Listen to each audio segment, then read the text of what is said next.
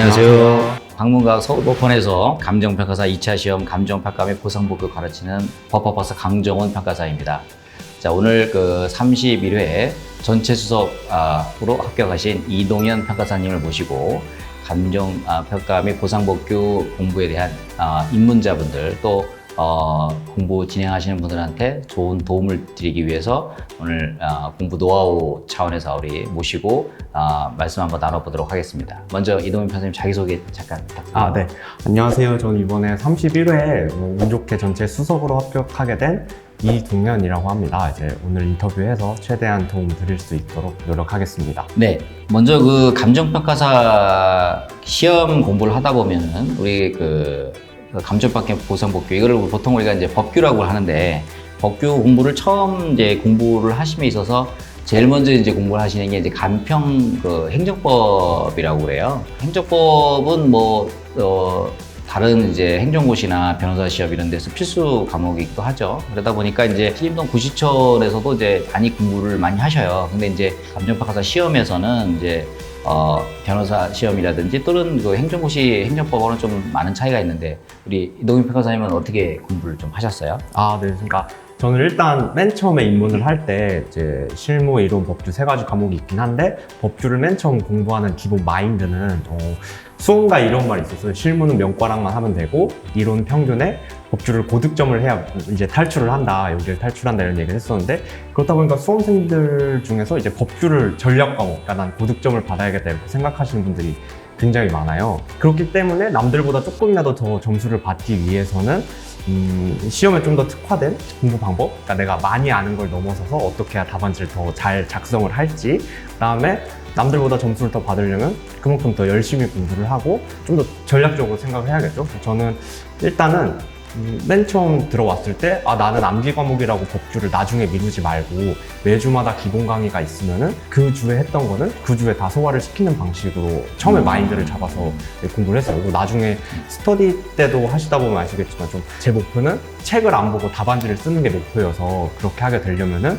미리 좀 많이 외워두고 내용을 알아야 된다고 생각해서 그 주 했던 거는 그 주에 복습을 하고 외워지지 않는 건 좀 녹음해서 밥 먹을 때 처음에 좀 열정이 타오를 때는 녹음해가지고 책을 좀 많이 회독수를 늘리려고 마인드를 잡았어요. 네. 초보자가 이제 처음 입문해가지고 그 우리가 행정법 공부를 하다 보면은 그 범위가 굉장히 넓잖아요. 네. 그죠? 넓고 그러다 보니까 또 이게 어느 부분을 또 녹음해서 어느 부분을 또 공부해야 될지 또 두 문자는 또 어떻게 따서 하는 건지 이런 거를 처음에 하긴 되게 어려운데 그럼 처음에 어떻게 그러면 접근하셨어요? 그러니까 행정법은 이제 저희 시험에만 있는 게 아니라 아까 말씀하신 것처럼 다른 시험에도 다 있고 범위가 사실 굉장히 많은 과목이에요. 근데 이제 저희는 어쨌든 보상법규, 그러니까 토지보상법, 공시법, 그다음에 감정평가사법을 이해하는 도구로 행정법을 활용해야 된다고 하기 때문에 평가사님이 찝어주신 일단 그 범위 위주로만 하려고 했거든요. 그래서 근데 또 그 찝어주시는 부분이라고만 해도 사실 양이 적은 게 아니에요. 하자치유 같은 경우도 그렇고 처분사유 추가 변경도 양이 굉장히 많은데 그렇죠. 맨 처음에 입문하실 때는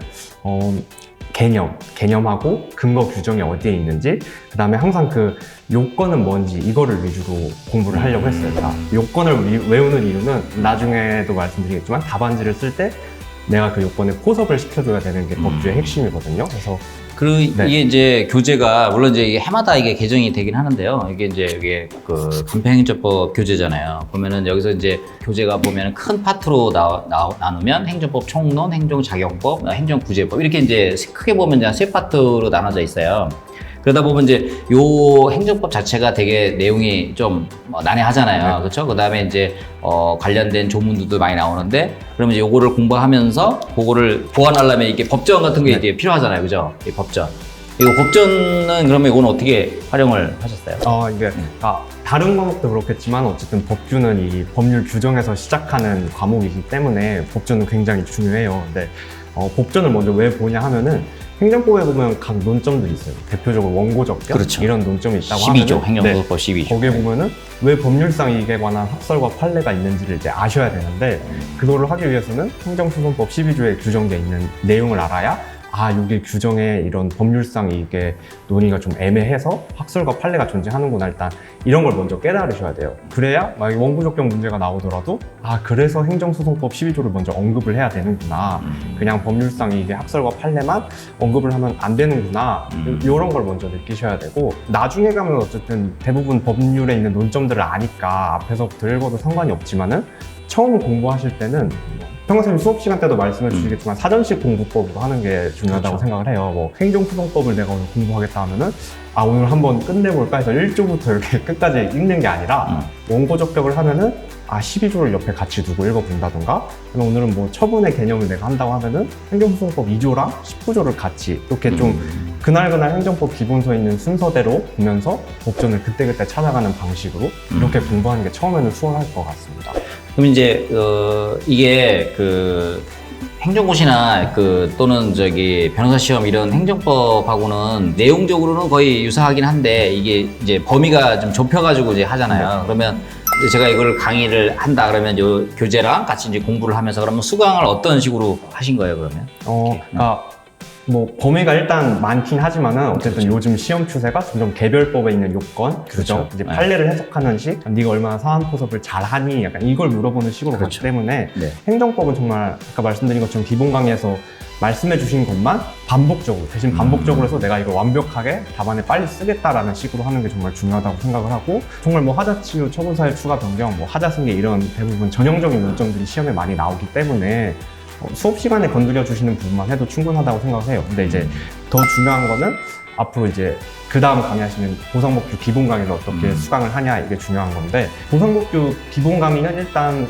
가장 중요한 게 계속 말씀드린 것처럼 법률의 요건의 해석에 관한 게 제일 중요하다고 생각해요. 그렇죠. 요게 이제 교재 요거죠. 여기 이제 그 간편행정법하고 이 보상법 기본서도 뭐 관련 논문이라든지 기출문제 이런 것 때문에 이제 부교재를 제가 빨리빨리 이제 강의를 하려고, 또 손쉽게 여러분들이 공부할 수 있도록 이제 제본식으로 해서 부교재도 있긴 있어요. 암기장도 따로 있고 한데, 그러면 이제 요 교재를 통해서 이제 보상법 기본 강의를 수강하면서 지금 이제 말씀하시는 것처럼 그런 이제 기본적인 그 마인드 이런 것들을 잘 형성해야 되겠네요. 그죠? 네, 맞아요. 그리고 저는 이 기본 강의 교재, 저는 이거를 작년 걸 샀다가 좀 많이 얼어가지고 시험 보기 전에 새로 나온 걸 하나 더 사서 봤었거든요. 고마워요. 네. 당근각에서 아주 1등 공신이구먼요. 네, 근데 이 교재가 저는 좋았던 게 뭐 항상 의, 요건 이렇게 돼 있으면은 요건 바로 밑에 그거랑 관련된 판례들이 판례 쭉쭉 있죠. 넣어져 있는 게 네. 공부를 할 때는 되게 편했어요. 뭐, 요게 네. 그러니까 개념 있고, 그 다음에 규정 있고, 그 다음에 판례 있고. 네, 맞아요. 그런 식으로 시스템이 구성이 되어 있죠. 그래서 뭐 좋았던 게, 예를 들어 뭐 협의 성립 확인, 거기 네. 보면 소유자라고 그냥 규정만 돼 있는데 네. 거기 관련해서 판례로 이게 진정한 소유자냐, 최근에 나온 판례. 등기부상 소유자냐 이런 것도 있고, 그다음에 뭐 자녀지 손실과 관련해서는 뭐 접두구역 지정된 거는 그 사업으로 인한 손실이 아니다, 그거는 손실에 관한 해석, 아니면 뭐 재결 신청 청구와 관련해서는 여기서 협의가 성립되지 않은 때라고만 규정을 하고 있는데, 요거에 관한 해석의 판례들도 뭐 여러 가지가 있어요.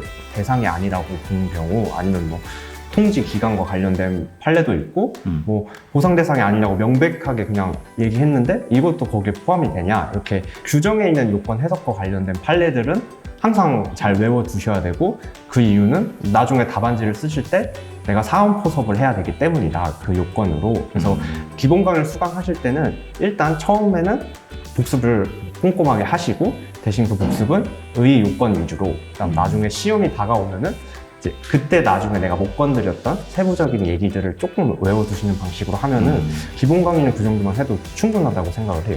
이제 간편행정법은 좀 처음 입문하시는 분들은 용어도 되게 낯설잖아요. 네. 그렇죠. 그래서 제가 뭐 따로 의 노트도 나눠드리고 하는데, 그거를 조금 극복해서 용어가 이제 익숙해지면, 그다음에 이제 그 보상법규 기본서 통해서 기본 강의를 통해 가지고 우리 이제 3법에 있는 뭐 공익사업련, 토지등기 취득 및 부산의 법률, 그다음에 공시법, 감정법, 3법에 있는 구체적인 그 내용들을 이제 학습을 해야 되는 거잖아요. 네. 강의 들은 다음에 그다음에 이제 그거를 어떻게 그다음에 이제 녹음해서 이렇게 정리하려면 나름대로 그거를 노하우를 정리를 해놔야 그래야 공부 네. 계속 할 거 아니에요. 네. 강의를 들은 다음에 그러면 어떻게 정리를?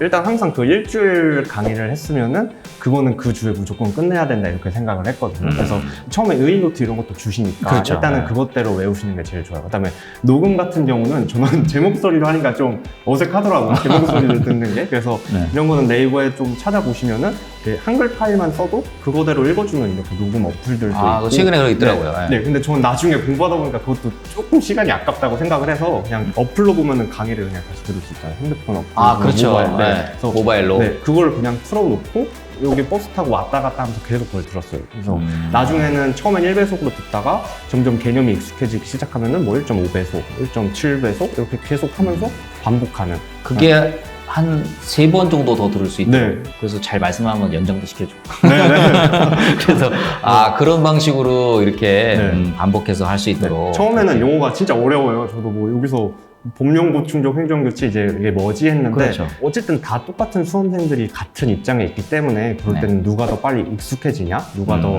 많이 보냐 이거에 달려 있다고 생각하기 때문에 네. 꾸준히만 복습하시면은 강의 따라오시는 데는 큰 무리 없다고 생각합니다. 그래서 이제 법전도 이제 이게 계속 처음에 일단은 법전 이게 조문 순서대로 이렇게 보기도 이게 뭐 처음을 이제 그냥 책 읽는처럼 이렇게 할 수는 그렇죠, 없잖아요. 그렇죠. 그죠? 이렇게 지금 말씀하신 것처럼 공부할 때 그때 관련 규정 네, 뭐 찾아보는 식으로. 행정절차법, 행정소송법 이렇게 그때 이렇게 찾아보면서 네, 여기다가 이제 잘 표시도 하고 그래야 되겠네. 저번에 우리 저거 할 때도 보니까 여기 법전에다가 많은 내용들을 기재를 해놨더라고요. 그죠? 아, 네, 맞아요. 그러니까 나중에는 이제 기본 강의 교재들도 있고, 뭐 판례집도 있고 이렇게 한데 시험이 다가오기 전에는 이걸 한 번에 볼 수 있게 하려면은 법전에 다 단권화를 하는 게 중요하다고 생각해요. 그래서 아까 진정한 소유자 관련 판례 같은 경우에도 저는 법전에 그냥 29조 협의 성립 확인 거기 소유자의 딱 네모만 쳐놓으면 나중에 시험 보기 한 달 전에는 그 네모만 봐도 진정한 소유자 판례가 있구나 이런 식으로 빨리 볼 수 있도록